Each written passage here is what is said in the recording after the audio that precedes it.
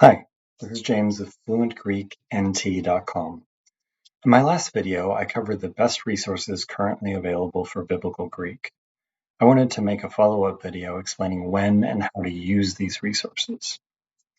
Okay, so for the initial stage, the first thing you'll need is a Greek New Testament reader. Feel free to use the free online version at gntreader.com, or you can pick up a physical copy of the Tyndale Reader at the link in the description below. Initially, of course, you're not going to be able to read the Greek New Testament at all, which is perfectly fine. What you'll use the reader for is to follow along with the audio Greek New Testament to practice your pronunciation. So let's say for 10 minutes a day, you'll play this at low speed and read along out loud. And you'll do this until you're comfortable vocalizing Greek in your head. Next, you can take your reader to church with you to follow along in the New Testament readings. Now, initially, of course, you're not going to understand anything, which is perfectly fine. But over the first several months, you'll start to pick up more and more until you can follow along completely. Okay, next up, you're going to need two Koine Greek grammars. You'll need an intro text and an intermediate text. And as I explained in my last video, the reason to get an intermediate textbook immediately is because introductory grammars don't tell you everything you need to know to read Greek, even at a beginner level. So you could get the Merkel-Plummer series, you could do Harris plus Mathewson, or ideally you would get all of them, maybe staggering that over several months if your budget is constrained. And the reason for this is that authors explain concepts in different ways. So if one author's explanation isn't making sense to you, maybe the explanation of a different author will click. Now, how to use the grammars. So the key thing to understand here is what we're trying to accomplish. So we're trying to initially become fluent in Greek. We're not trying to become master grammarians. That's for later. And so what you're going to do is use the grammars as reference material. So initially, you can skim this to kind of get an idea of the concepts and big ideas.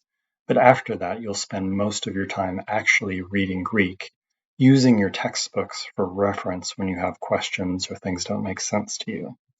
Then, after months of reading actual Greek, you can then focus on grammatical study, having the ability to read Greek.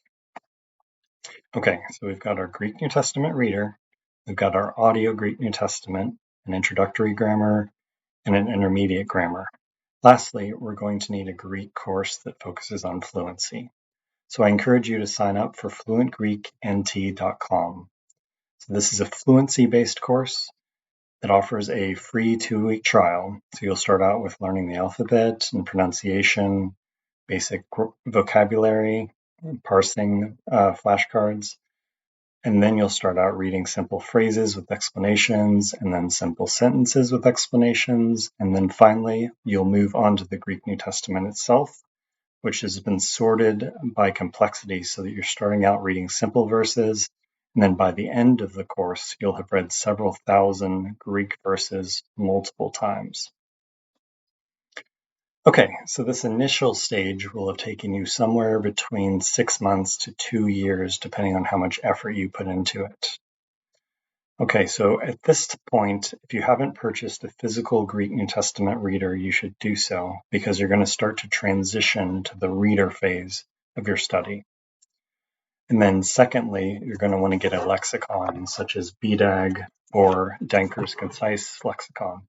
And the reason is, as you start to read the Greek New Testament itself, you'll encounter words that you don't really understand fully, or that maybe your understanding doesn't make sense in the context.